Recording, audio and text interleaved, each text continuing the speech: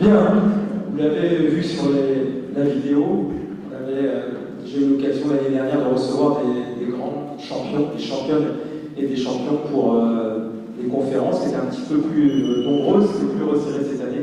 Vous avez pu apercevoir Catherine Chabot, notamment, qui était parmi nous. Vous avez raconté toutes ces années d'expérience sur l'eau, ou Vanina Paoletti, qui est une athlète olympique également en juillet. Hier soir, on avait 3 invités ici qui, à leur manière, vont aussi participer aux Jeux Olympiques. Alors, ils ne seront pas sur les terrains en tant que sportifs, mais ils seront quand même sur les terrains avec Claire Pogu, qui n'est pas une sportive, qui est une psychologue, qui est directrice de France Victime 49. C'est une association très importante vers laquelle toutes les personnes victimes de violences peuvent aller. Et je crois que l'année dernière, ils ont reçu pratiquement 5000 personnes. Et on connaît évidemment toutes les violences, notamment dans le monde sportif, dans les violences sexistes et sexuelles. Donc elle ne manque pas de travail. Et surtout, elle était là hier soir parce qu'elle va porter la flamme. Elle fait partie des angevins et des angevines qui vont porter la flamme le 28 mai prochain. On avait également Charles Diers, il est là tous les soirs, en plus il gagne maintenant les tombolas.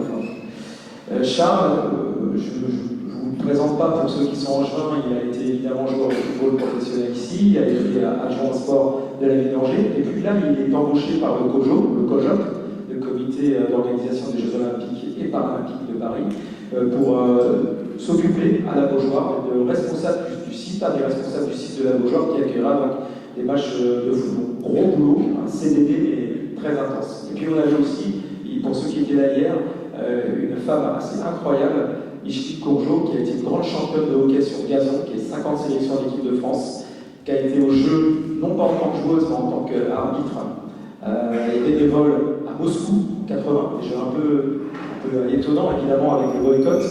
On s'en rapproche peut-être aussi un peu aujourd'hui, espérons que non. Elle participera également aux Jeux 2024 en tant que bénévole un peu plus sur le stade Yves du Manoir qui accueillera les compétitions. Et puis, comme c'est une femme incroyable, elle nous a dit j'ai oublié, j'étais aussi en 72. C'était incroyable, enfin, elle a vécu un incroyable, 72 évidemment.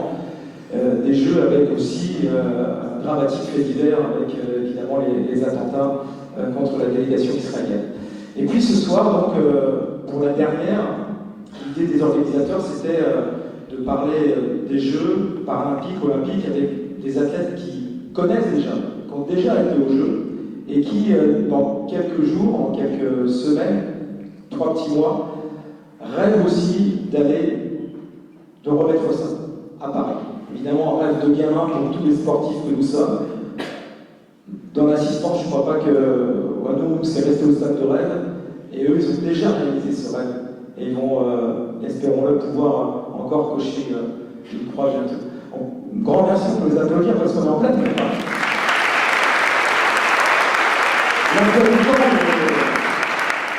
J'imagine que l'emploi du temps il est serré, il est millimétré.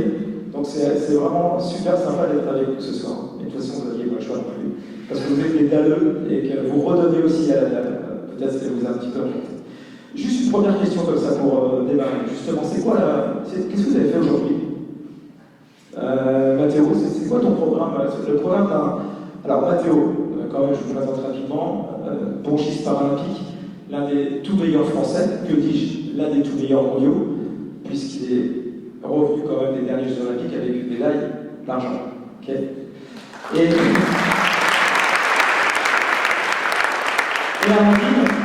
Amandine Brossier, c'est notre reine à nous, en Chine, la reine du tour de piste, du 400 mètres, la championne de France, et puis qui à chaque fois nous fait rêver parce qu'elle va aller chercher son chrono, elle va descendre ses chronos, elle aussi elle a participé au jeu, au dernier jeu, enfin bref, on va parler de plein de choses. C'était quoi votre journée aujourd'hui? C'est quoi la journée d'un sportif olympique qui se prépare à aller à Paris? Alors, pour moi, c'était une journée pas d'entraînement, puisque je ne sais pas si vous savez, mais c'est la semaine olympique et paralympique cette semaine, donc pas mal d'athlètes sont dans les écoles pour parler de sport, pour parler de handicap, pour parler de haut niveau, pour parler des jeux, soit dans les écoles primaires, les collèges, les lycées. C'est aussi un de nos rôles, nous les sportifs, de donner envie de faire du sport et de parler de ça avec les enfants. Donc moi, j'ai fait en Moselle pendant 2 jours avant-hier, et puis donc je suis revenu aujourd'hui. J'en ai profité pour passer ici, pour remettre la médaille pour ceux qui voulaient la voir au festival. Et après, j'ai été dans mon club pour donner un peu de temps aussi aux jeunes de mon club, parce que j'ai pas beaucoup de temps, vu que moi j'habite en Bretagne. M'entraîner un peu, être là ce soir, et puis par contre, dès demain, on retourne dans les salles. Il habite en Bretagne, il est né à Nantes, et il est joueur des Loups d'Angers, le club, évidemment, le grand club de tennis de table d'Angers, autrefois la Vaillante. Aujourd'hui. Amandine, c'est quoi ton programme aujourd'hui? C'est une journée classique d'entraînement ou pas du tout?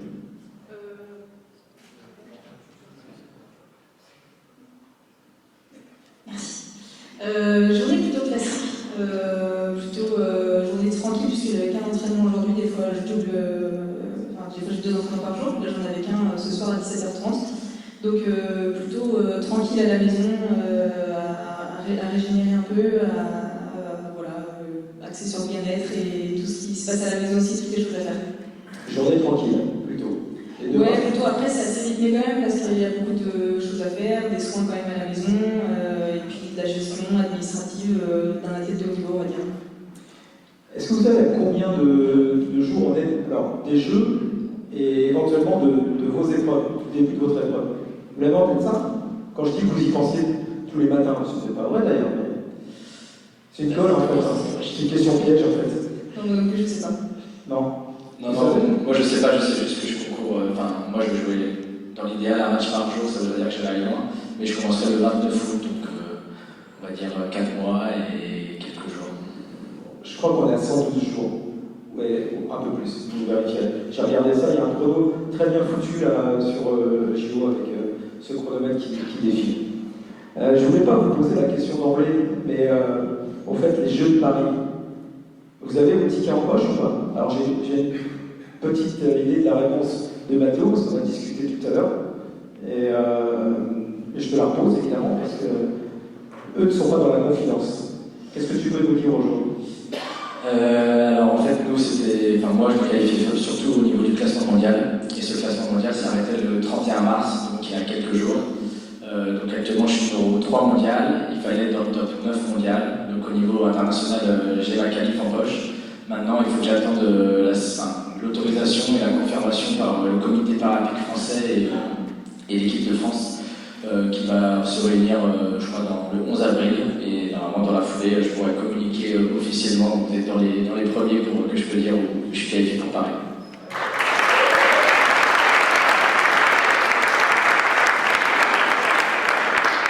Et ça sera le 3e. Ça sera le 3e après Rio et Tokyo. On parlera de Rio et de Tokyo tout à l'heure. Amandine, tu en es où? On te suit. On a vu aujourd'hui dans la presse que tu allais aller bientôt aux Bahamas avec l'équipe de France pour participer au relais 4x400. Ouais, c'est ça, 4x400 féminin et 4x400 mixte. Exactement. Moi, je ne peux pas en dire autant que Mathéo, j'aimerais bien déjà avoir un billet. Non, il y a deux dates, on va dire, importantes pour moi. Enfin, la saison va bientôt commencer fin avril, on va dire, de compétition. Et on part aux Bahamas pour les championnats du monde de relais qui seront qualificatifs sur cette compétition-là. En gros, il y aura 16 équipes au jeu. Et sur ces championnats du monde, il faut qu'on termine dans les 14 meilleurs pour avoir un ticket d'office. Donc ça, c'est la grosse orientale pour déjà qualifier le relais mixte et le relais féminin. Le relais. Ouais, voilà. Et en individuel.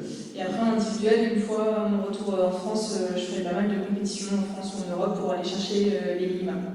Les minima, il y a plusieurs façons, il y a 2 façons d'aller les chercher. Le minima, le temps. Exactement. La barrière temps qu'il faut que tu atteignes. Ouais. Ou le ranking mondial. C'est ça. En gros, le chrono qui est demandé, c'est 50 secondes 95. Donc mon record est à 51 secondes 21, donc il faut que je descende un petit peu, même si je le sens bien. Et sinon, si jamais j'arrive pas à faire les minima, c'est au ranking. Donc après, il y a des critères. Par exemple, si je suis championne de France, c'est top 30 au ranking. Si je suis pas championne de France, top 24, etc. Voilà. Donc vaut mieux faire les minima pour se rassurer en début de saison et être tranquille après. C'est une pression aujourd'hui ou c'est. Tu as tes échéances là, le bateau, il est pénard, il peut dormir tranquille le soir.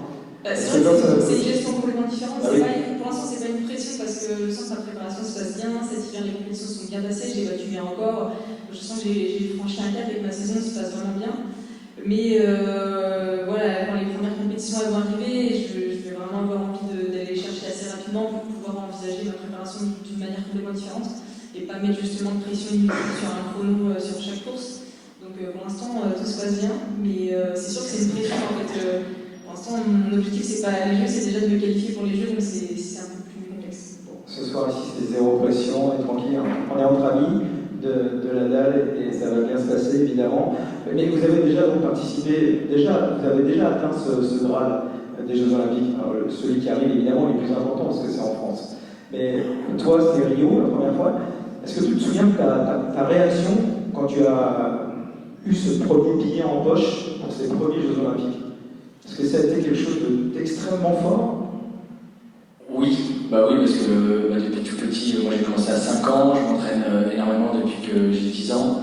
Donc forcément c'était un peu l'objectif, le rêve d'aller aux Jeux à Rio.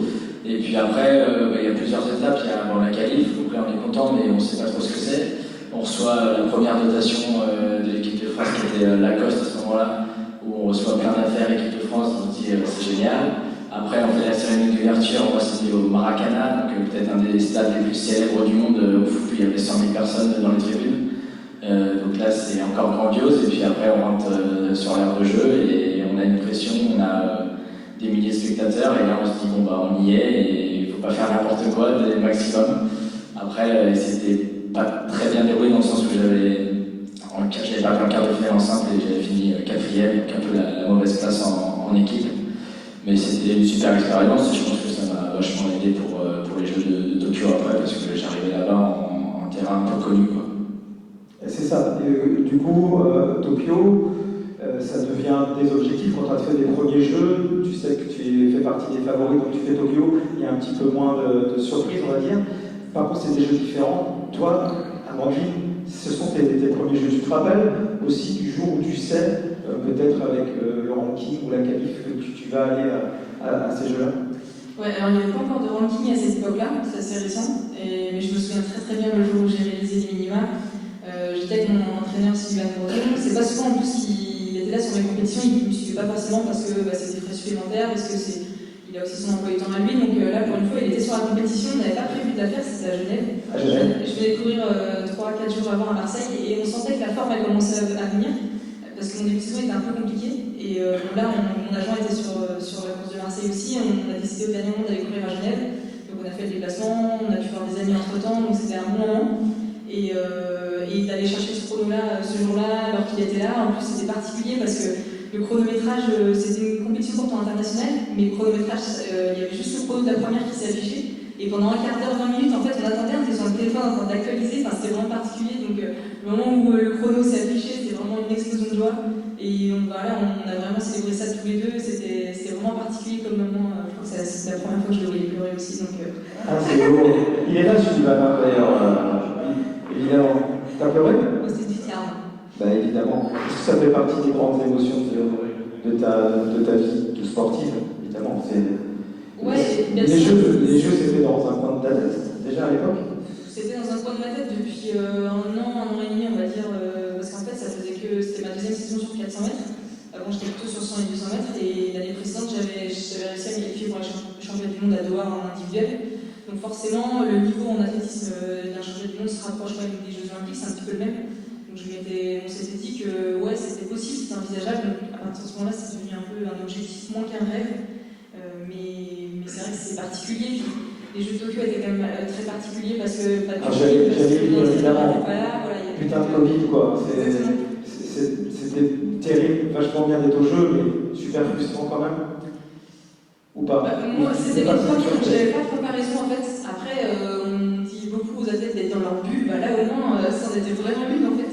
Et du coup, on n'était pas pollué par plein d'autres choses. Après, c'était particulier parce que d'habitude, moi je cours dans un stade pour partager des émotions avec les autres, que ce soit avec ceux qui participent à la performance au quotidien, mais aussi le public. Et là, de courir dans un stade public, et il n'y avait quasiment pas de bruit dans le stade, c'était très particulier. Donc, un peu dommage de ne pas pouvoir célébrer avec mes proches, etc. Après, là, on passe sur un extrême où on va connaître les Jeux en France, c'est vraiment les opposés. Toi, alors, Maracana, évidemment, Rio, le soleil, plein de monde, et puis les performances en demi-teinte, on va dire. Tokyo, personne, mais une super performance puisque tu es vice-champion olympique. Donc finalement, c'est un goût quand même un peu amer, Tokyo, ou c'est... Non. c'était des très bons jeux. C'était particulier. Après, il faut aussi se dire que alors nous, au César, on est quand même qualifiés assez tôt. Donc, comme je vous dis, là, je suis déjà qualifié alors que c'est au mois d'août. Donc, en fait, quand le Covid est arrivé, on était déjà presque sûr d'aller au jeu en 2020. Et là, on nous annonce les jeux vont être annulés. Alors, finalement, ils ont été reportés. Donc, rien d'avoir les jeux. On était déjà hyper contents parce qu'on s'entraîne tout le temps pour ça. On passe nos vies dans les avions, les trains et les voitures pour partir en compète. Donc juste d'avoir les jeux à la maison, enfin les jeux qui se passent, déjà c'était déjà une très bonne réussite. Et puis après on trouve une motivation en plus. Et même si on était qu'entre nous, on a quand même tous les gens de l'équipe de France qui étaient dans la salle. Maintenant avec les réseaux sociaux, il y avait plein de gens qui nous suivaient via les réseaux et via France Télévisions. Donc en soi, on était quand même soutenus. Après, c'est sûr que quand tu fais le podium, tu te dis ça va être incroyable. Bon, là, il y a 15 personnes dans la salle, c'est quand même particulier. Et voilà, quand je ramène la médaille, je suis quand même très content. La thématique, évidemment, de ces 2 jours, c'est le jeu, pas que les Jeux olympiques, paralympiques et le jeu. Mais quand même, c'est quoi vous êtes très jeunes tous les deux, par rapport à d'autres dans la salle. C'est quoi vos premiers souvenirs de jeux qui vous ont marqué? Une image, un athlète, un truc qui vous a dit tiens, peut-être c'est ça qui va me pousser, je suis pas mauvais dans mon sport, mais c'est ça qui va peut-être me pousser à connaître ces émotions-là. On n'a pas préparé. Tu nous avais pas posé la question avant en fait, t'aurais dit. Non. Tu parles des jeux à la télé par exemple? Oui, par exemple. Tous, on l'a vu, il y a un mur là-haut où on demandait aux personnes de mettre un souvenir, un athlète ou une athlète. Toi? Moi, ça serait forcément, je pense, un peu l'athlète quand même. Et j'ai des images des relais 4x400 mètres avec Marc Craquy, le Leslie John par exemple, qui était vraiment une bonne équipe. Après, je me souviens aussi, tu vois, en 2007, l'année de Rio, je bossais dans les rayons Intersport et je voyais déjà le relais 4x4 français avec mes coéquipiers. Certaines avec qui, du coup, j'ai pu faire quelques relais, mais je les voyais déjà à la télé, donc c'est ces images-là qui me parlent un peu plus. Ça revient ou pas? Si, il y en a un qui me revient. Et quand on parle de jeu, voilà, il y a les jeux, mais il y a aussi le jeu, le plaisir, le fait de jouer.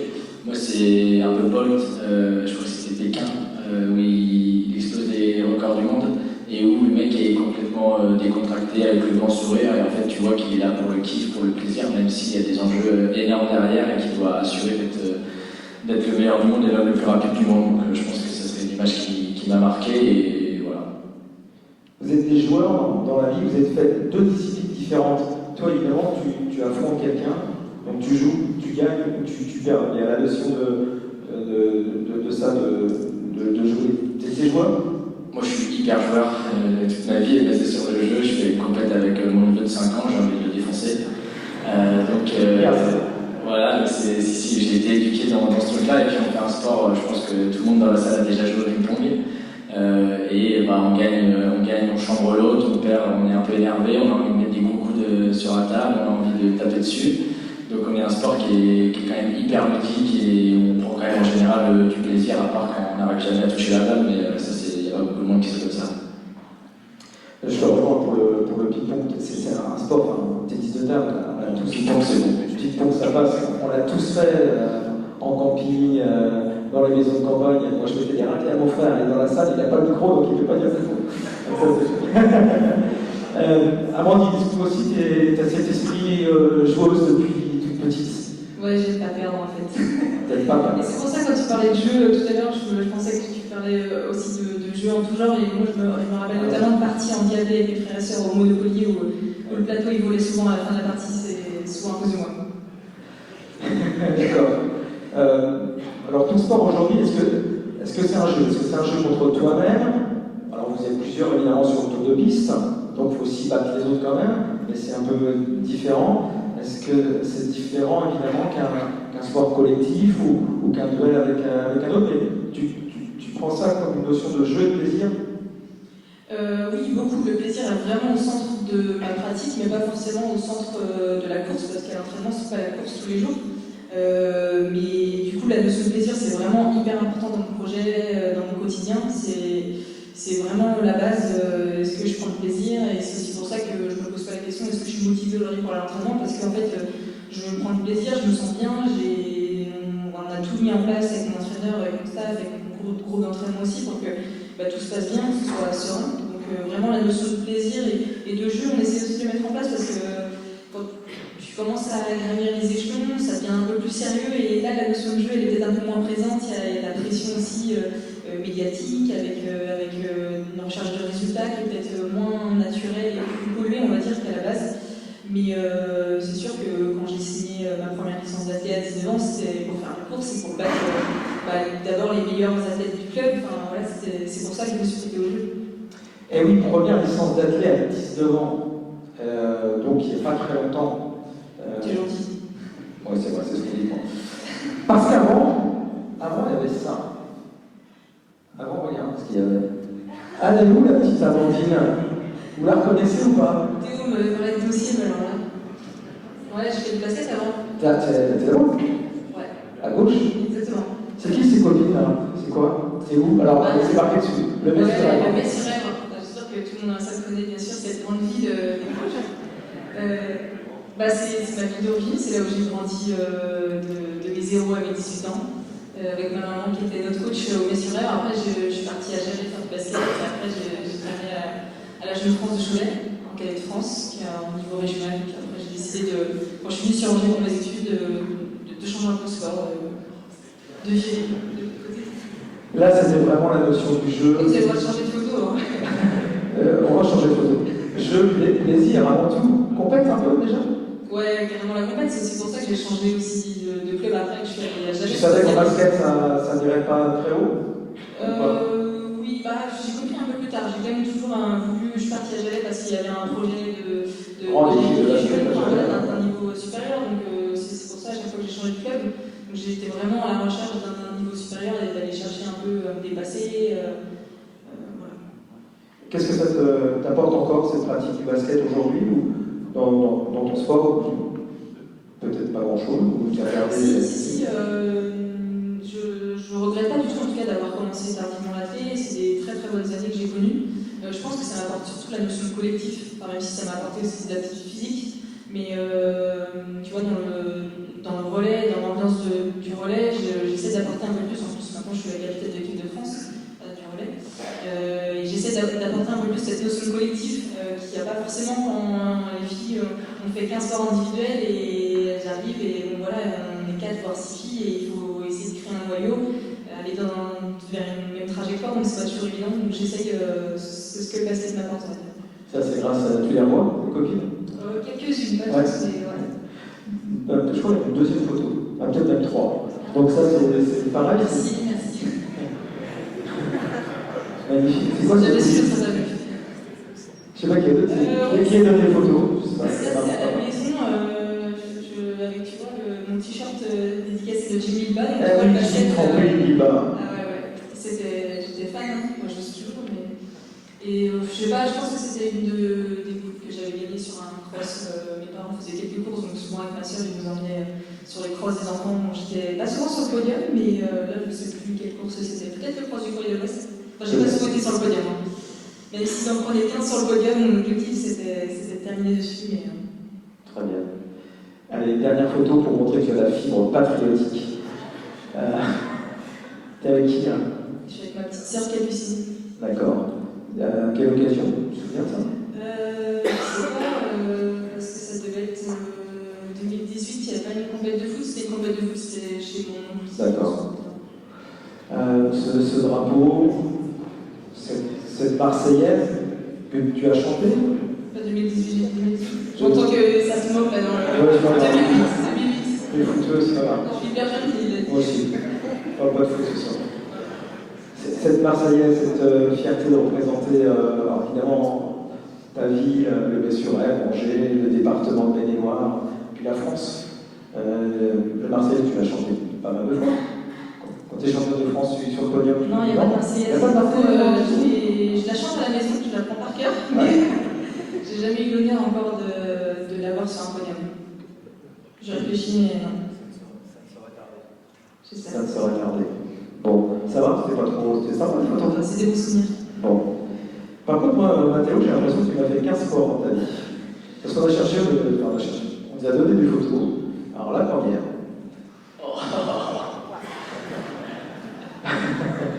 La classe, hein, tu poses pas du tout, naturel. Incroyable. C'est où ça? Je dirais que c'est vers Mont-de-Marsan ou quelque chose comme ça. Je suis pas sûr, ouais, je reconnais la salle. C'est Mont-de-Marsan. Il s'avérait que j'étais dans un petit club en Loire-Atlantique et quand j'ai commencé, moi j'ai commencé à 5 ans, donc super jeune, et j'ai voulu jouer au ping parce que ma famille en faisait. J'ai embarqué mon meilleur pote de l'époque dans l'aventure, il joue encore. Et du coup, on était tous les deux pas trop mauvais, et donc on faisait souvent les interclubs. Donc on était 3 par club à aller faire l'option départementale, si on se qualifiait, après on allait aux régions et après on allait aux nationaux. Et on avait été on avait fini 4e, je m'en souviens. Donc 4e c'est nul, mais c'était bien quand même. Les meilleurs chocolats. Là tu joues en handi ou en valide? Non, là je joue qu'en valide. Moi je suis né avec un pied beau, donc c'est une malformation de naissance. Si je vous le dis pas, vous le verrez pas, c'est un handicap qu'on dit invisible. Et donc toute mon enfance j'ai tout fait comme les valides. J'ai même été en structure départementale puis régionale en pôle. Et durant l'année de mon pôle, j'ai changé de club, je suis parti dans mon petit club de lignée où j'étais devenu le meilleur joueur pour continuer à progresser. Et le meilleur projet, c'était à ce moment-là la Bayern d'Angers, qui était intéressée par mon profil, qui est devenu maintenant les Loups d'Angers. Et donc les Loups d'Angers, ils avaient aussi une section e-sport avec des bons athlètes qui avaient déjà fait les jeux. Et c'est comme ça que j'ai commencé à faire du handi. Je crois que ma première compétition c'était en 2012, donc ça fait déjà 12 ans. Deuxième photo. Voilà, il n'y a pas de raison. La coupe de cheveux et la coupe. Rapidement, on parlait de jeu, de gagne, de fierté. Ouais, celle-là, je m'en souviens très bien, parce que c'était une compète valide où il y avait les meilleurs Français.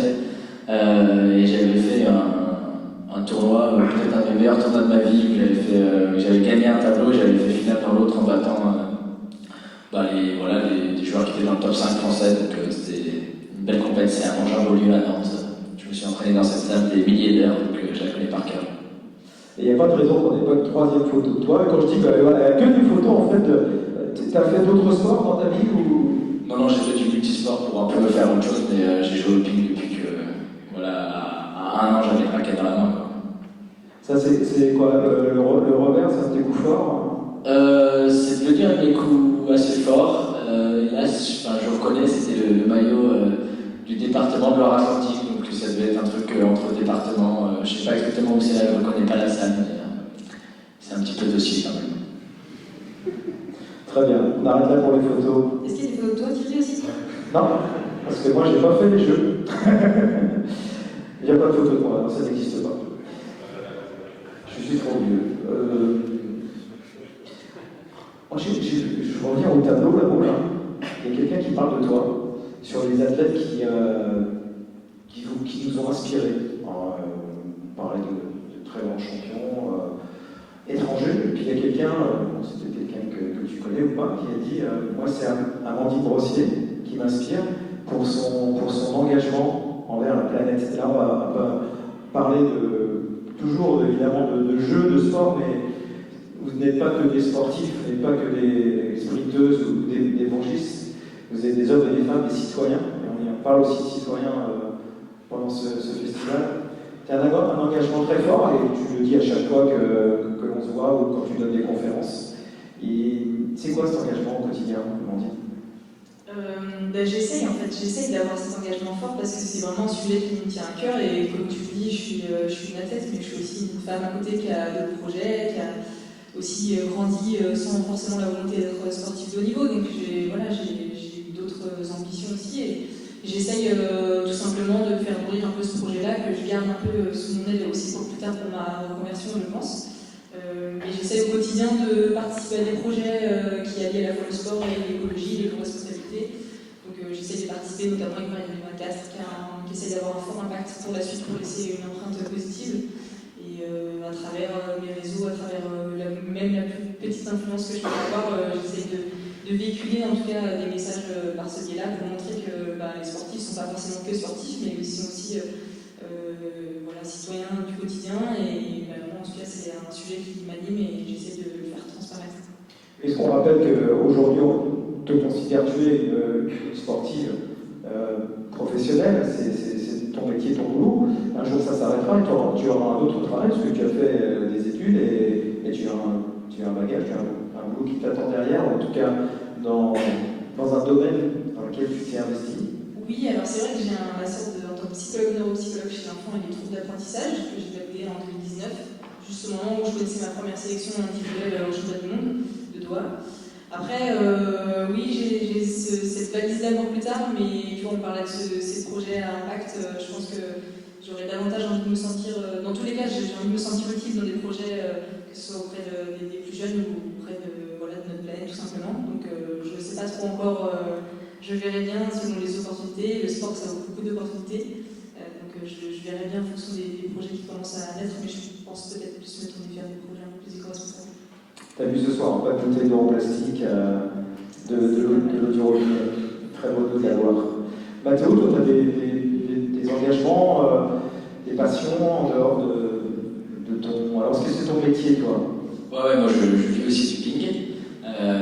Et donc, ouais, j'ai des engagements. Je suis quand même un peu. J'essaie de faire un peu attention à la planète. Surtout, alors je sais pas ce qu'on pense à Amandine, mais on n'est pas des très très bons élèves. On prend quand même. Vous n'avez pas le choix, en même temps, il faut aller au bout du monde. On n'a pas le choix. Moi, quand j'en parle à des potes, ils me disent mais t'as rien à me dire, tu prends 10 fois l'avion dans l'année, aller-retour à l'autre bout du monde. Donc voilà, j'essaie juste de faire ce que je peux. C'est-à-dire, déjà en France, 0 avion, c'est que le train, même si ça coûte plus cher et que ça met plus de temps. Non, après, moi je suis vraiment porté. J'ai fait des études de STAPS pour être prof de PS plus tard. Je ne le serai jamais, mais j'aime beaucoup quand même les enfants et j'aime bien aller à la rencontre des enfants dans les établissements comme cette semaine, donc qui est vraiment axé là-dessus, pour parler de sport, mais aussi parler de handicap, de changer les mentalités, parce qu'on sait qu'on a encore du taf. Ça avance, les Jeux paralympiques, ça aide aussi à faire ça.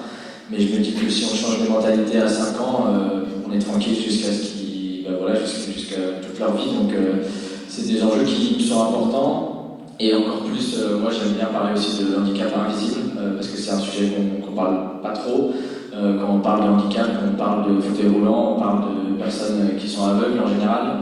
Il faut savoir que dans le monde, il y a 15% de la population mondiale qui est handicapée, donc c'est bien plus que ce qu'on pense. Et sur ces 15%, 80% c'est invisible. Donc des fois on va râler parce qu'il y a quelqu'un qui fait la queue et on a l'impression qu'il n'a rien, et en fait il a sans doute quelque chose, une maladie, un problème pour se déplacer, un problème de surdité ou autre. Et donc j'aime bien parler de ça avec les enfants pour leur faire prendre conscience et de montrer que c'est pas toujours visible. Bravo.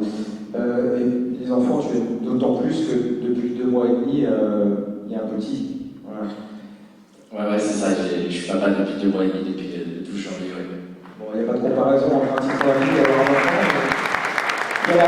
Aujourd'hui, il n'aura peut-être pas trop de souvenirs. Il n'aura pas de souvenirs. Non, il n'aura pas de souvenirs. Il va falloir que tu ailles à Los Angeles. Ouais. De toute façon, moi, j'ai dit que j'allais essayer d'aller au moins jusqu'à Los Angeles en 2028. Donc, essayer de partager ça avec lui à Los Angeles, ça serait cool. Mais on a largement le temps. D'abord, il y a Paris et puis on verra après. Bon, quand on a préparé un petit peu cette causerie, on appelle ça une causerie, on ne s'est pas appelé, mais moi je leur ai proposé un petit challenge. C'est toujours moi qui pose des questions, donc ça va bien.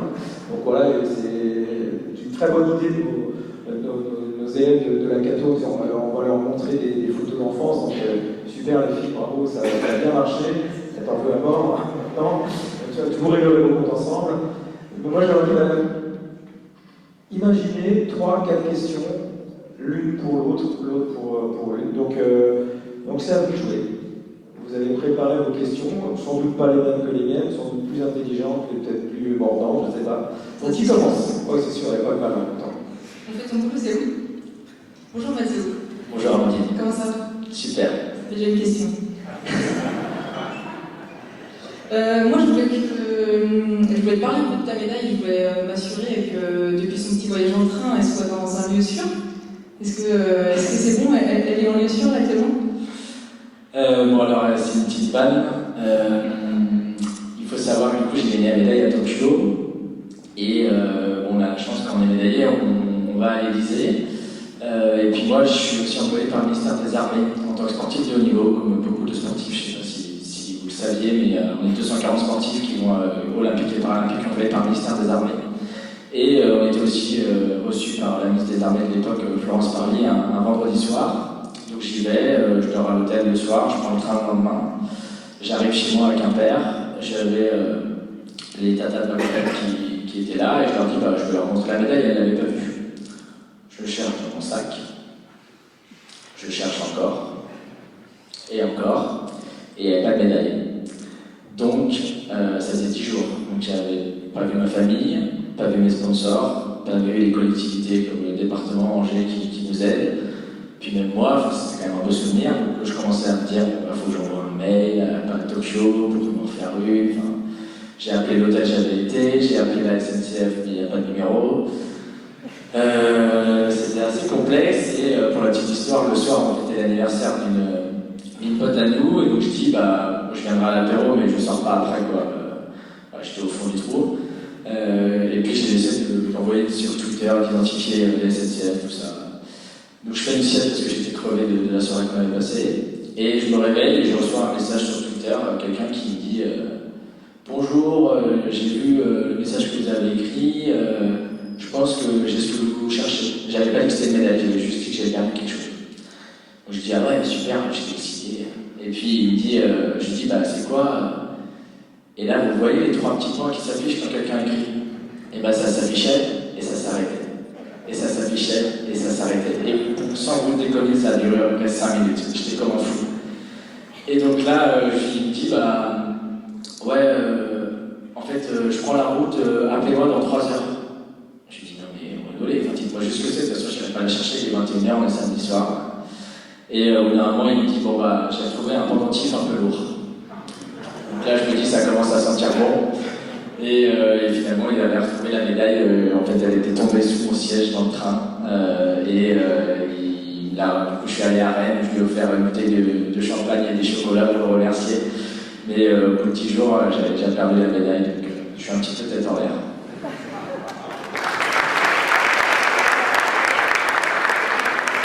Et j'ai oublié, du coup, la soirée, je pensais pas y aller. J'ai été en boîte, je vous raconte pas la fin, mais j'ai bien fêté la médaille.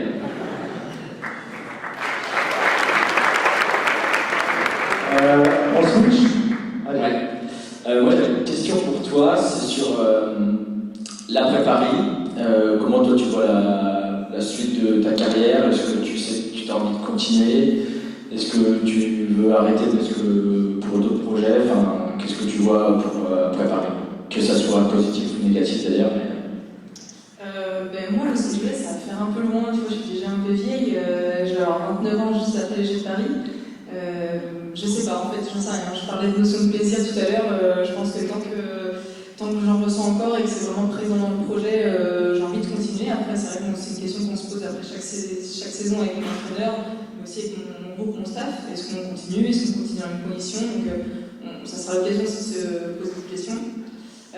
Après, dans un premier temps, juste après les Jeux de Paris, je vais partir en vacances en Inde, voir ma petite sœur qui est partie vivre là-bas. Donc, ça va être un gros voyage. Ça fait déjà plusieurs années qu'on ne part pas forcément très loin, donc là, on va bien profiter. Et puis après, j'ai aussi en ligne de mire, on a les championnats du monde l'année prochaine en 2025 à Tokyo. Donc, on retournerait à Tokyo et ça serait aussi un moyen pour moi de boucler la boucle, je trouve, de pouvoir faire venir un entraîneur qui n'était pas venu pour les Jeux de Tokyo. Donc c'est vraiment un championnat que j'envisage, en tout cas juste en 2025. Après évidemment je vais avoir envie d'autres projets, passer la trentaine, je pense d'avoir des enfants aussi, donc c'est des questions que je me pose, qu'on se pose avec mon conjoint et auxquelles on pense peut-être, mais on se laisse un peu vivre en fonction du plaisir qu'il y a dans le projet et de savoir s'il y a d'autres projets qui prennent un peu plus de place. Donc pour l'instant c'est dans cet ordre-là. C'est vachement bien en fait, vous écoutez. C'était quoi ma question? J'ai été inspirée par un cabinet de groupe d'entraînement, donc si jamais la question est nulle, je ne porte pas la responsabilité. Merci Jonas. Tu préfères une 3e place aux Jeux paralympiques en individuel ou une médaille d'or par équipe?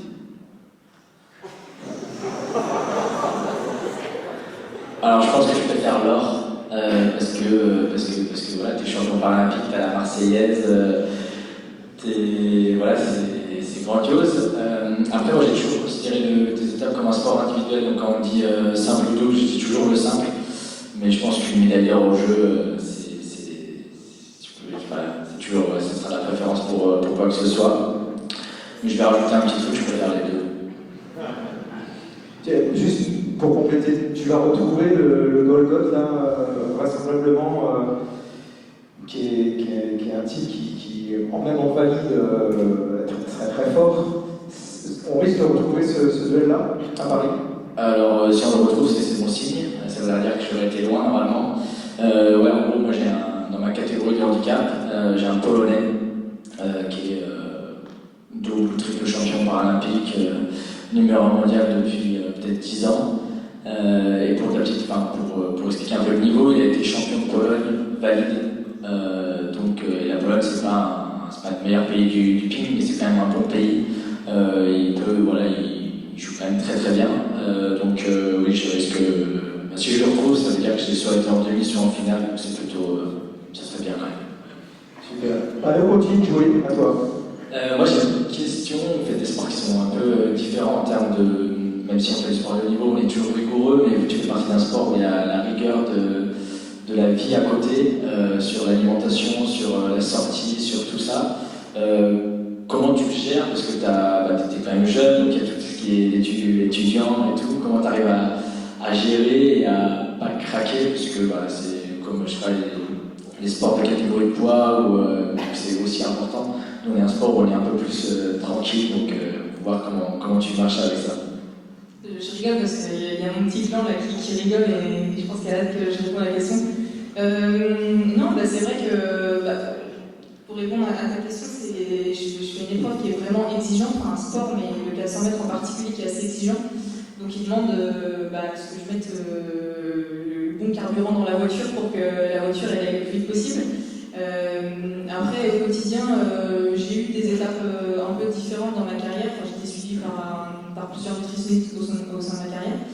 Et je pense maintenant bien apprendre à me connaître. J'ai eu des saisons, par exemple, où j'étais un peu plus restrictive à certaines périodes, juste en amont des grosses compétitions, et puis le reste de l'année, j'étais un peu plus tranquille. Là, j'essaye maintenant d'avoir un régime alimentaire, même si je ne vais pas trop parler de régime, mais un cadre alimentaire en tout cas un peu plus régulier. Après, je suis quelqu'un qui est hyper gourmande et c'est vraiment, des fois quand on me dit quels sont les sacrifices les plus durs que tu as à faire, les plus compliqués, je ne vais pas parler de sacrifices, je parle de choix parce qu'on a le choix de faire ce qu'on fait aujourd'hui. Mais c'est vrai que la nourriture en particulier, c'est pas toujours évident de voir les autres se faire plaisir et nous de rester un peu plus droit dans ses bottes, même si l'objectif est tellement fort que ça passe. Et je me fais plaisir aussi au quotidien. J'arrive en fait, on a une activité qui est tellement intense qu'on a le droit aussi de se faire plaisir. Ça fait partie. Donc j'essaye en fait de ne pas être trop exigeante avec moi-même par rapport à ça et de l'être moins en tout cas et d'être un peu plus souple. Et voilà. Je ne sais pas trop si j'ai répondu à ta question. Merci. Une dernière pour Mathéo. Ok. Si tu devais faire un autre sport olympique ou paralympique, ça serait quoi? Le bal, ça se rapproche le plus du ping. En plus, moi, dans le moment où j'ai commencé, il y avait le bal qui s'entraînait juste à côté, donc ça arrivait souvent en fin de saison de faire des échanges, et puis c'est un sport que j'adore. Moi, j'adore le duel. J'adore ça parce que je trouve qu'on est des sports où je pose un problème, il va le résoudre, il va m'en poser un, je dois le résoudre, et c'est ça pendant une demi-heure, 3 quarts d'heure. Et j'adore cette notion de confrontation. Donc le bad, ça m'irait bien. Après, essayer un sport co comme le handball, ma carrière, ça pourrait être cool, mais je pense que le bad en numéro 1. T'as appris quand même en muscu, tu fais de la muscu dans ces dernières années, hein? Non, j'ai du tout plus que ça. Ok. Et une dernière de Mathéo pour Orly. Ouais, moi je voulais juste rebondir sur parce que tu m'as un peu coupé l'herbe sur le pied. Du coup, tu bosses un peu, je sais pas si c'est bossé, mais en tout cas, tu partages des trucs avec Paris 24 sur l'héritage des jeux. On sait que les jeux, on a quand même une partie de la population qui n'est pas pour, qui est même encore contre, à la fois au niveau économique, au niveau aussi environnemental. Est-ce que tu peux me donner un ou deux trucs concrets que tu as pu voir avec Paris 24 sur ce qu'ils mettent en place sur l'écologie pour essayer de montrer que les les jeux ils peuvent aussi être vertueux à l'avenir parce qu'on sait que c'est une compétition qui est quand même un petit peu compliquée pour la planète. En fait, j'avais répondu à un appel à projet il y a 2 ans maintenant, je crois, en 2020, ou peut-être bien 2023, pour le mettre en place en 2023, où on était une petite dizaine d'athlètes ou d'anciens athlètes, français ou étrangers, enfin francophones en tout cas, qui voulaient mettre en place un projet à impact environnemental ou sociétal. Et du coup, je trouvais ça vraiment cool parce que ça impulsait une vraie dynamique. On sentait qu'on était plusieurs à vouloir se bouger pour des sujets actuels d'inclusion, de handicap, d'environnement, etc. Donc ça, je trouvais ça vraiment cool. Et je sais qu'il y a tout un pôle sur le sujet éco-responsable au sein de la Team Paris 2024. Donc ils essayent de mettre en place, notamment, tu vois, on parle de la nourriture au sein du village olympique. Je sais qu'ils essayent de mettre en place un maximum de circuits courts, même si c'est pas toujours évident, mais voilà, notamment sur tout ce qui va se passer au village, ils sont à fond là-dessus, et de laisser justement d'avoir des projets qui vont infuser pendant et après les Jeux, pour pas que les Jeux s'arrêtent en 2024, mais qu'il y ait un héritage pour la suite. Bah, vous en êtes bien sorti, c'est facile comme boulot en fait, hein, pour un métier de fainéant. Je vais poser des questions, vous vous êtes posé des questions. J'en pose une dernière et ensuite, on va se donner 10 minutes, un quart d'heure pour que vous puissiez également leur poser les questions. S'il y avait un porteur de flamme olympique idéal pour vous, français, ce serait qui? C'est un vrai débat, ça, on ne sait pas qui encore. Qui va aller la flamme dans le. Il y a ça aussi, il y a le dernier qui a eu la flamme et puis il y a le porteur de drapeau. Donc tu as deux droits de réponse. Bon, moi c'est paralympique, donc je pense que vous n'en connaissez pas beaucoup. C'est dur. Non, je pense que nous, on a une fille qui s'appelle Antonin Keita, qui fait de l'athlétisme aussi, qui a fait plusieurs jeux, qui est multiple médaillé et qui a vraiment toujours fait beaucoup de choses pour le handicap et pour essayer de faire changer les mentalités dans la société. Je pense que ça sera aussi ses derniers jeux, donc ça serait une belle reconnaissance. Après, nous, notre meilleur porte-drapeau et la personne qui en parle le mieux, c'est Michael Jérémiaz, qui est maintenant devenu quand même une personnalité publique, qui travaille avec Canal+, qui travaille avec France Télévisions et qui fait énormément de choses dans pas mal d'entreprises en France pour essayer de faire évoluer le handicap et puis essayer de rendre la société la plus accessible et inclusive possible. Donc ça reste notre numéro 1, je pense. Et pour les Jeux olympiques? Moi, je vais rester dans mon sport, on va dire. Je verrais bien Mélina Roller-Michon, qui a déjà fait les Jeux 5 fois, je crois. Et c'est son 6e jeu, qui a été 3 fois maman, qui est dans cette disque pour ceux qui ne connaissent pas. Je trouve qu'elle incarne vraiment bien les valeurs de l'olympisme. Après, il y a pas mal de prétendants qui sont. J'entendais aussi à la radio l'équipe de France de handball féminin. Alors oui, c'est une équipe, mais c'est vrai que je trouve que de par leurs résultats et de par le dynamique qu'elles impulsent, je trouverais ça cool aussi qu'elles puissent changer un peu. Et après, pour allumer la place, j'ai pas mal entendu Marie-Josée Pérec, évidemment. Je pense que ça serait un beau symbole aussi. Eh oui, Marie-Jo. On en a parlé hier de Marie-Josée, de la Gazelle. À vous, je vous laisse. Je vous laisse le micro. Vous levez la main, vous présentez, posez les questions que vous souhaitez.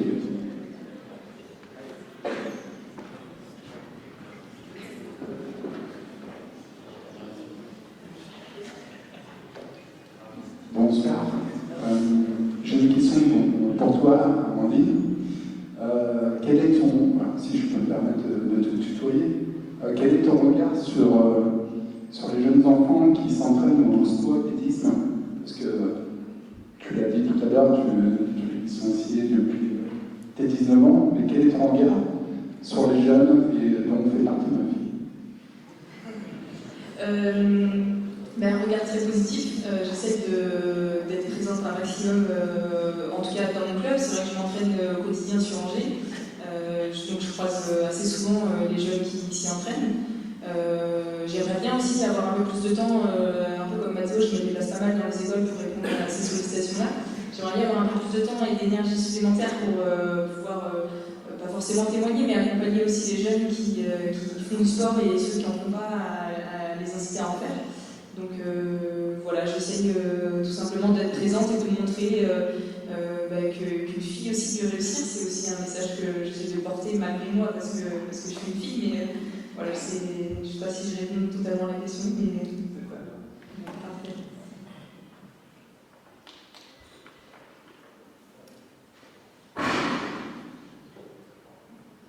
Bonsoir. Vous l'avez dit, vous êtes des professionnels, des sportifs de haut niveau, ça demande un niveau d'exigence élevé.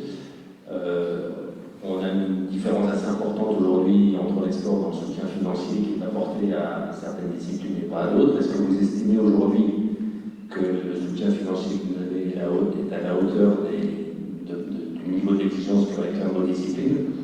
Et puis l'autre question, si vous aviez vraiment des moyens financiers supérieurs, vous avez parlé de structuration de votre staff, etc., qu'est-ce que vous mettriez en place de supplémentaire que vous ne pouvez pas mettre en place aujourd'hui par rapport à des filiales financiers, tout simplement?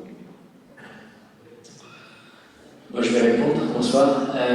Donc oui, en tout cas, moi, j'en vis actuellement. Alors moi, du coup, j'ai le ministère des Armées qui est mon employeur. On a aussi des sponsors. Moi, j'avoue que la médaille de Tokyo a bien aidé pour trouver des partenaires. Je suis accompagné aussi d'un agent qui gère ça, mais moi, actuellement, pour être tout à fait sincère, j'en vis très très bien, maîtrise de table, paralympique en plus.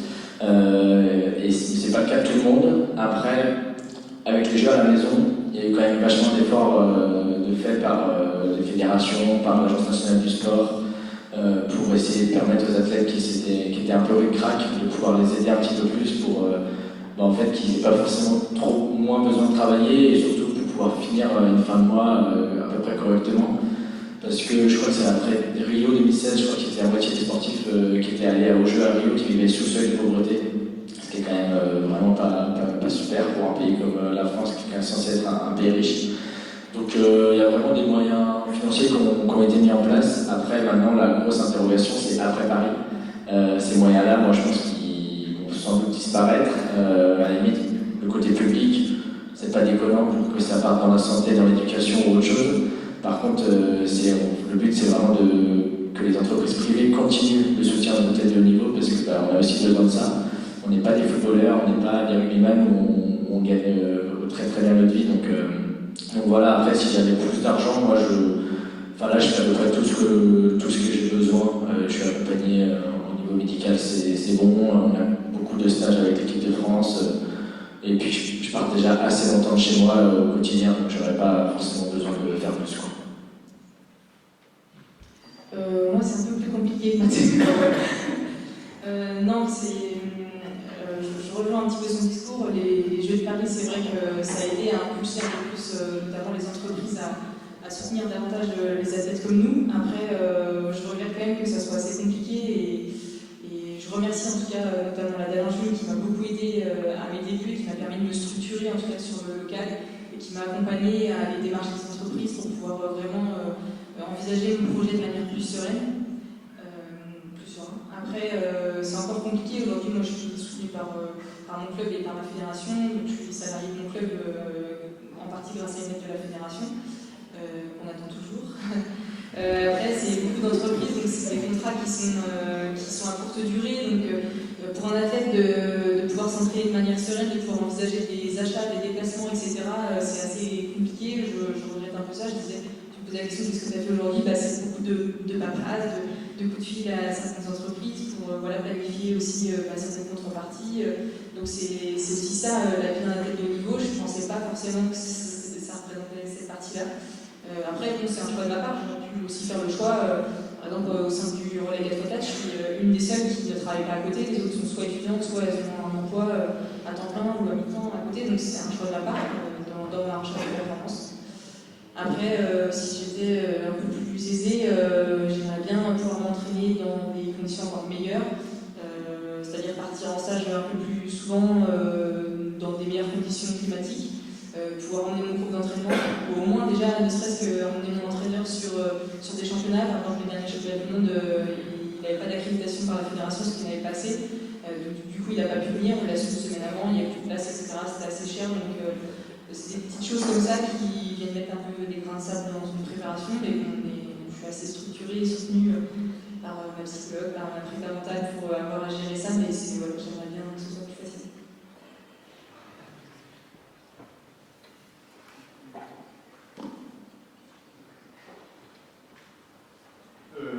Matteo, on a vu depuis quelques mois, quelques années que le tennis de table français se porte plutôt bien, avec notamment les frères Lebrun. Est-ce que toi, ça peut avoir un impact sur ton quotidien, par exemple? Sur mon quotidien, je pense pas. Après, je trouve ça trop cool.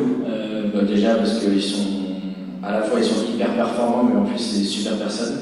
Moi, pour les connaître un petit peu et avoir partagé des trucs avec eux des fois, ils sont comme ils sont à la télé, quand ils sont en interview, quand ils sont en train de jouer. Voilà, ils sont. Quand on dit compétiteur, on ne peut pas faire plus. On parlait de jeu. Quand on voit le frère qui monte sur la table et le petit frère qui est en train de pleurer. Bon voilà, moi j'ai trouvé cette image super belle parce que ça montre aussi toute la dureté et la beauté du sport. Mais non, ils sont. Enfin, on se dit, voilà, le ping est en train d'exploser. Moi, chaque fois que je vois quelqu'un, il me dit, ah, t'as vu? Bah oui, j'ai vu, parce que je regardais déjà il y a quelques années. Et c'est génial, les prévisions pour la fédération, elles sont super bonnes. Donc maintenant, il faut qu'on surfe dessus pour essayer d'avoir le plus de pratiquants possible. Et puis là, on a une des compétitions les plus importantes du tennis de table qui va arriver en France pour 3 ans, qui va être à Montpellier ou sur les frères Lebrun. Donc au niveau médiatique, c'est top. Et puis peut-être qu'on aura des générations à la fois pour essayer d'entraîner plein d'enfants pour qu'ils fassent du sport. Et puis on aura 2-3 pépites pour continuer à surfer sur cette vague-là dans les prochaines Olympiades.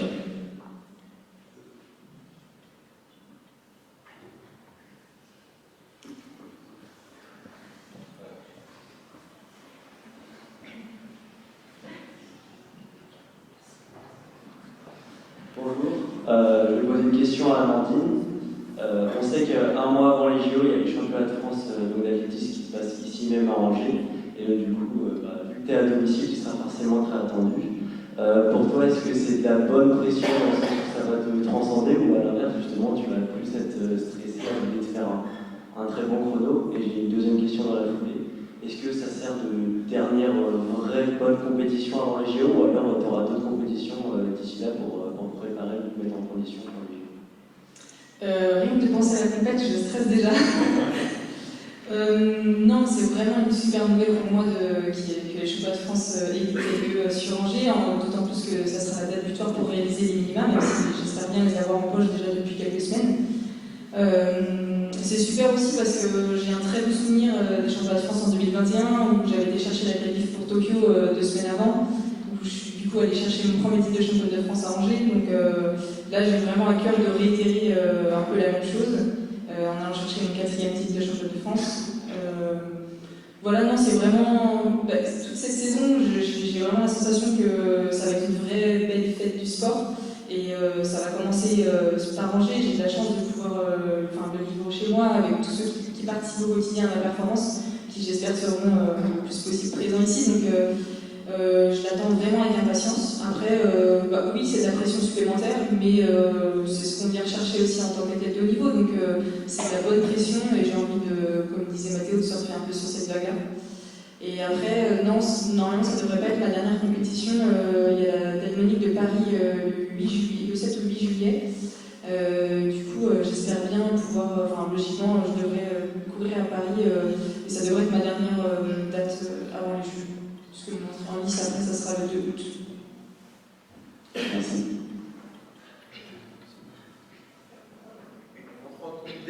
Une ou deux dernières, les deux dernières.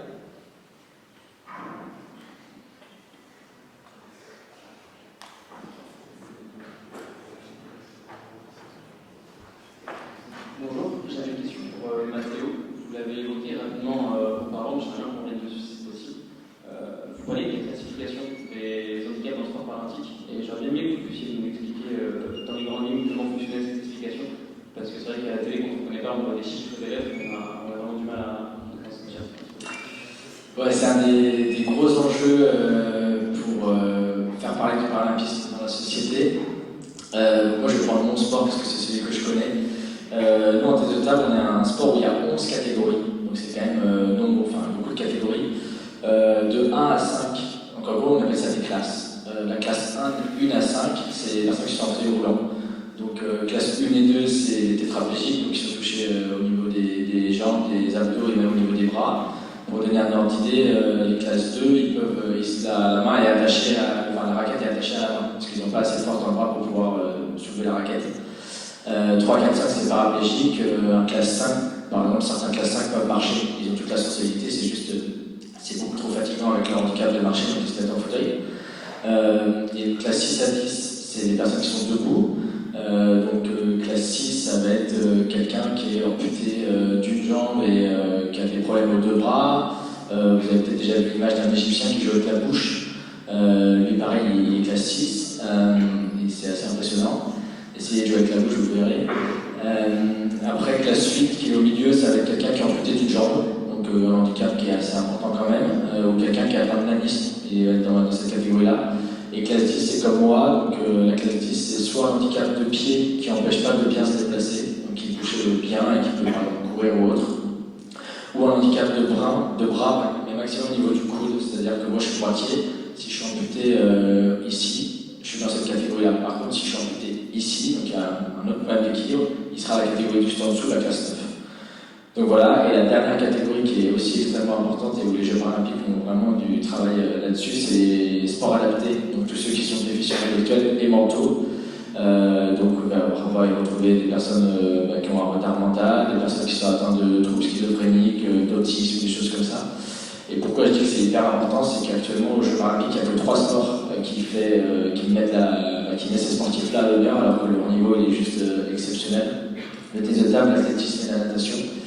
Et en fait, pour la petite histoire, c'est qu'en 2000, aux Jeux de Sydney, l'équipe de basket, à ce moment-là, il y avait du basket, et ben ils ont triché. Donc les personnes qui étaient dans l'équipe de basket n'avaient pas du tout de problème mental, et ça a été vu. Et donc on a expulsé des déficients intellectuels et mentaux jusqu'aux Jeux de Londres. Donc pendant 12 ans, pour une équipe qui a fait n'importe quoi, ils ont été expulsés. Donc là, il n'y a que 3 sports, et l'objectif c'est que ces sportifs-là puissent aller dans d'autres sports parce qu'ils ont. Enfin, nous en tennis de table, c'est des catégories où la densité est la plus forte et le niveau de jeu est assez incroyable. The last one.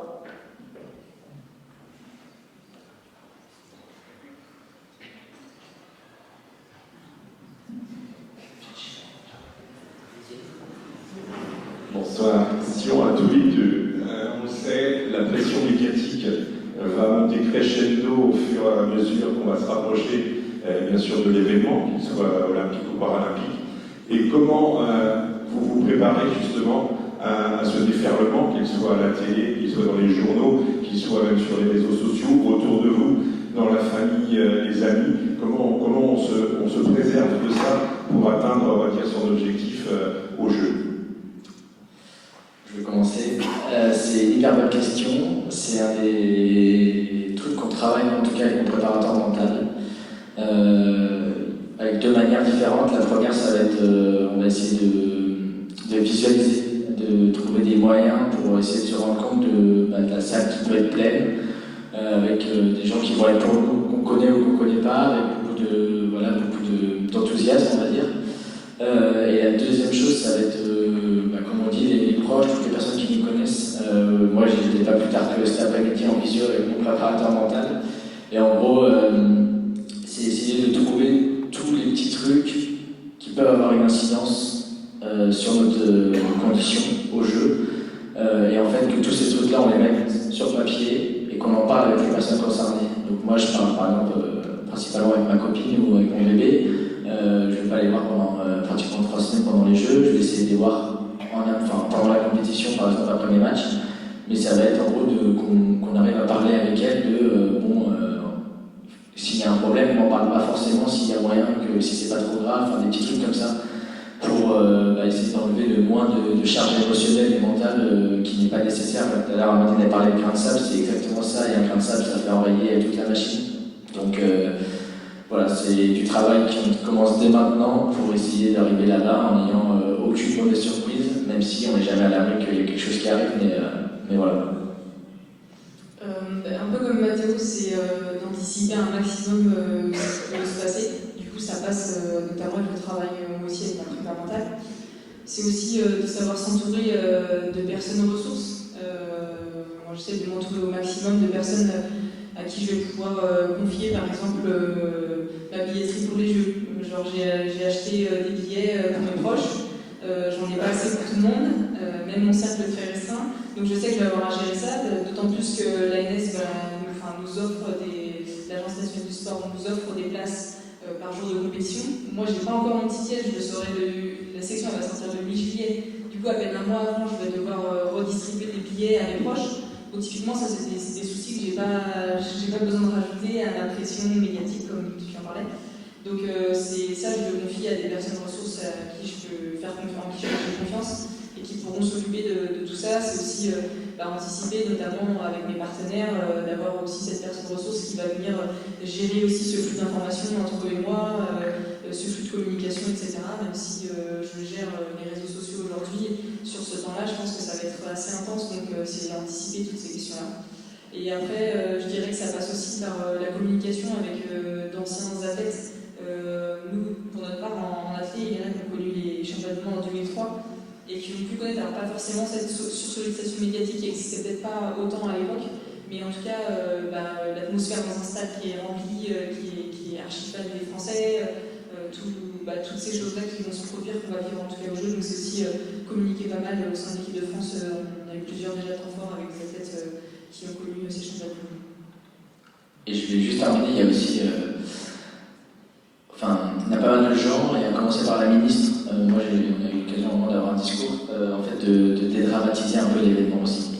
De dire, ok, c'est des jeux à la maison, ok, on veut faire des records de médailles, mais au pire, si ça se passe mal, il y a bien plus grave. Il y a des choses qui se passent actuellement sur Terre qui sont bien plus importantes et bien plus impactantes. Et il faut dire que c'est que du sport. Après, ça reste ça ne change rien. On est quand même là pour essayer de faire des médailles, mais aussi se dire on fait du sport. On peut remettre les choses à sa place. Ça reste un jeu. Ça reste un jeu.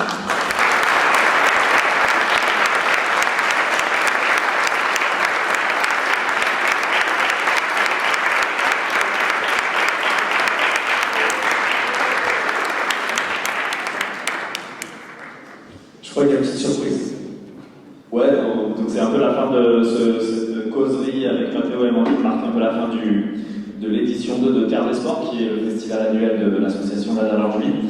Et la singularité de ce festival, c'est qu'on l'organise en collaboration avec l'université, l'UCO ici à Angers, et le comité d'organisation, c'est une promotion de plusieurs étudiants qui font partie de la mineure communication et marketing du sport. Donc voilà, on prépare ça avec eux depuis le mois d'octobre. On les a beaucoup embêtés, on les a beaucoup saoulés, mais on les adore, ils ont été exceptionnels dans l'organisation de ce festival. Donc on va leur demander de venir sur scène que vous voulez voir.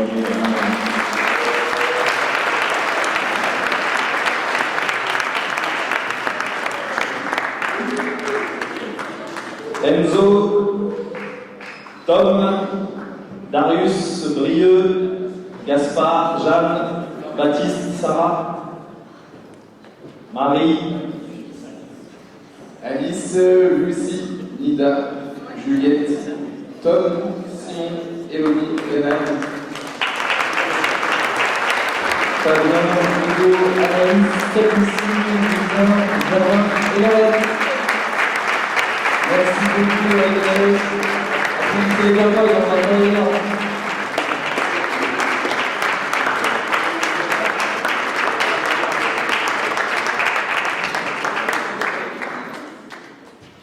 Donc voilà nos champions qui ont bossé depuis 7 ans. Merci, vraiment vous avez été top. Comme il a dit, je répète les propos de Valentin, on a eu quelques scuds, on n'a pas été très agréable parfois, désolé, mais c'est vraiment pour essayer de tirer le meilleur de vous-même. J'espère que vous êtes déjà passionné de sport, mais que vous allez avoir un bel avenir aussi dans un métier en lien avec la communication, le marketing dans le sport. En tout cas, j'ai pas de doute parce que vous avez vraiment fait vos preuves sur cet événement, bravo. Pour revenir sur le dernier temps fort de ce festival, moi ça m'a donné envie de faire du sport, à d'écouter ça. J'avais vu mater et de pouvoir tout de suite faire vos compétitions. C'est pas grand chose, mais pour vous remercier de ce temps accordé, alors il y a un équipement qui est indispensable, que vous allez devoir porter pour vous entraîner, c'est bien évidemment le t-shirt de la Nalangine, on n'a pas de doute que vous êtes des vrais Naleux. Il y a un cadeau pour vous, ce t-shirt de la Nalangine. Et enfin, les jeux, on l'a dit, c'est le partage. Bon, c'est des box pour partager des bons moments avec vos amis. Avant les jeux, vous en avez vu chacun, tout ça. Merci encore pour le temps accordé.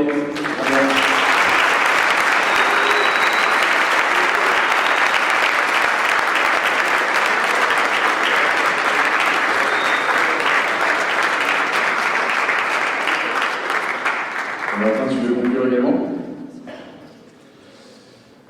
Voilà, merci à tous pour votre venue. Comme je le disais tout à l'heure, c'est vous le motif de notre satisfaction. On le fait ça aussi pour vous rendre un moment agréable pendant ces 2 jours. Merci à tous nos partenaires, le département, la ville d'Angers, Petit Pois Carotte, Fast Event, Decathlon, les mécènes de l'association tout au long de l'année aussi qui financent ce projet, le Crédit Agricole, etc. Donc merci à tous et voilà, rendez-vous l'année prochaine pour une 3e édition.